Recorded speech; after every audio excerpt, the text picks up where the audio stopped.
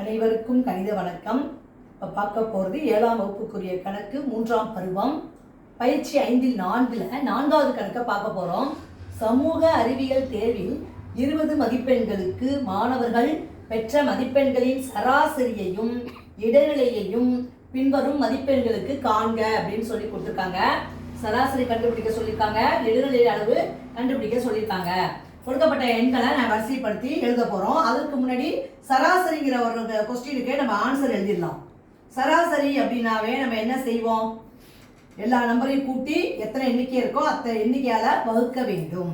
அப்போ கொடுக்கப்பட்ட கணக்கு என்ன? 12 + 10 + 8 + 18 + 14 + 16 டிவைடட் பை எத்தனை எண்ணிக்கை இருக்குது பாருங்கள், 2 3 4 5 6. அப்போ 6 போட்டுட்டேன். இப்போ பார்த்தீங்கன்னா இது எல்லாத்தையும் கூட்டுறோம்.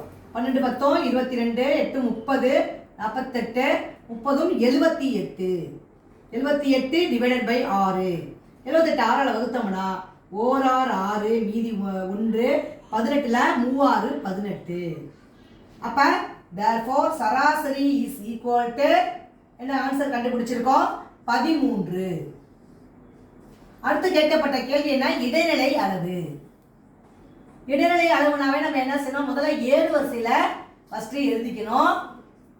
அதுக்கு பிறகு எனக்கு இடையில் உள்ள எண் என்னவோ அதை எடுத்து எழுதணும். இப்போ கொடுக்கப்பட்ட கணக்கில் ஏறு வரிசையில் எழுதும் பொழுது மிக சிறிய நம்பர் என்ன இருக்குது? 8. அடுத்து 10, அதுக்கு பிறகு 12, அதுக்கப்புறம் 14 16 18. ஏறு வரிசையில் எழுதிட்டேன். என்ன வரிசை இருக்கும்? இது ஏறு வரிசையில் இடைநிலை அளவு கண்டுபிடிக்க போகிறோம். ஏறு வரிசையில் ஃபஸ்ட்டு எழுதிட்டோம். அதுக்கு பிறகு இடையில உள்ள எண்ணு மொத்தம் 6 இருக்கு. அப்போ அதில் பாதி 3ங்கிறப்ப நடுவில் உள்ள 3ஆம் நம்பரு 4ஆம் நம்பரும் இடைநிலை அளவாக வரும். இப்போ என்ன நம்பர் இருக்கு? 12 + 14.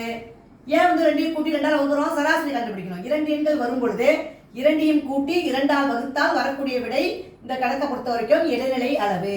12 14 கூட்டினால் 26 டிவைடட் பை 2. 26 2ஆல் வகுத்தோம்னா வரக்கூடிய விடை 13.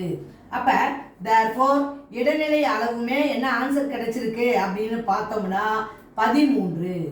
இடைநிலை அளவு இஸ் ஈக்குவல் டு 13. முகனும் வந்து இடைநிலை அளவும் 13, சராசரி நம்ம கண்டுபிடிச்சதும் 13. புரிஞ்சுங்களா?